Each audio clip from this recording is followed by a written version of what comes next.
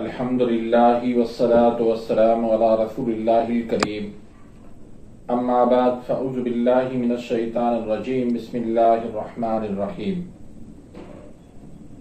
محترم ناظرین کرام، محترم بھائیوں اور بہنوں، السلام علیکم ورحمۃ اللہ وبرکاتہ۔ اللہ پاک سے دعا ہے اللہ پاک آپ تمام بھائیوں کی اور تمام بہنوں کی پریشانیاں دور فرمائے اور اللہ پاک آپ کو کامل صحت و تندرستی عطا فرمائے۔ ناظرین، آج ہم ایک نئے ٹاپک کے ساتھ، ایک نئے نسخے کے ساتھ، ایک نئی ویڈیو کے ساتھ حاضر خدمت ہیں۔ آج کا جو ٹاپک ہے وہ ہے اعصابی ٹانک۔ آج کل انٹرنیٹ موبائل کا دور ہے، تو اس کے زیادہ استعمال کرنے سے بہت زیادہ نفسیاتی، جنسی اور جسمانی مسائل پیدا ہو رہے ہیں۔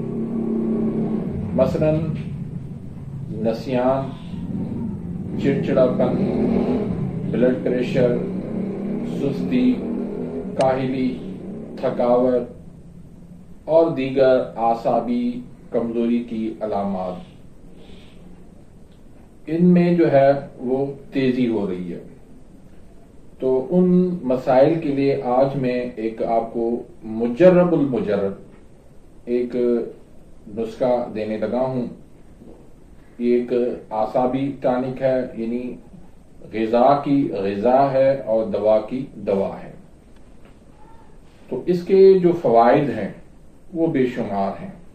مثلا آپ کا معدہ جو ہے وہ خراب رہتا ہے، اس کے اندر ایسیڈیٹی رہتی ہے، کھٹی ٹکاریں آتی ہیں، کھانا ٹھیک سے ہضم نہیں ہوتا، پھر قبض ہو جاتی ہے، دل دماغ جگر کو یہ طاقت دے، پھر جسم کے پٹھوں کو یہ طاقت دے، خون کی کمی کو یہ پورا کرے گا، حرارت غریزہ اس کے اندر یہ اضافہ کرے گا، یادداشت میں اضافہ ہوگا، قوت باع کے اندر اضافہ ہوگا، سستی، کاہلی، تھکاوٹ کو یہ ختم کرے گا، جسم کو فربا اور چست توانا کرے گا۔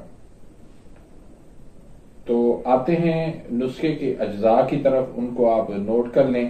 اس میں آپ نے بادام گری لینی ہے 200 گرام، منقع اس میں آپ نے 200 گرام لینا ہے، گلقند اس کے اندر آپ نے 100 گرام لینا ہے، سبز الائچی آپ نے 25 گرام لینی ہے، اور ورق نکرہ آپ نے 25 عدد لینے ہیں۔ تو سب سے پہلے آپ نے بادام سے اس کی گری نکال لینی ہے اور ان کو اچھی طرح سے ان کو آپ نے کوٹ لینا ہے۔ پھر اس میں آپ نے منقع شامل کرنا ہے اور پھر آپ نے اس میں گلقند شامل کرنا ہے۔ سبز الائچی کو آپ نے پیس لینا ہے اور ورق نکرہ کو بھی اس میں آپ نے شامل کر لینا ہے۔ تو ان کو اچھی طرح سے آپ پیس لیں، کوٹ لیں۔ تو آدھی چمچ آپ صبح کو دودھ کے ساتھ لے لیں اور آدھی چمچ آپ شام کو دودھ کے ساتھ لے لیں۔ گرمی ہو، سردی ہو، کیسا بھی موسم ہو، ہر موسم کے لیے یہ بہترین ٹانک ہے۔ تو اس میں آپ نے خیال رکھنا ہے کہ شوگر والے مریض اس کو استعمال نہ کریں۔ شوگر والے بھی وہ مریض جن کی شوگر زیادہ رہتی ہے، لیکن جن کی شوگر نارمل رہتی ہے یا شوگر ان کی اتنی زیادہ نہیں ہوتی تو وہ بھی اس کو استعمال کر سکتے ہیں۔ پھر ایسے مریض جن کی پہلے ہی اعصابی تحریک ہے، یعنی ٹھنڈا مزاج ہے، سرد مزاج ہے، تو وہ بھی اس نسخے کو استعمال نہ کریں۔ جن کا مزاج خشک ہے، گرم ہے، تیزابی مزاج ہے، تو وہ اس نسخے کو استعمال کریں، انشاءاللہ ان کو بہت زیادہ اس نسخے سے فائدے حاصل ہوں گے۔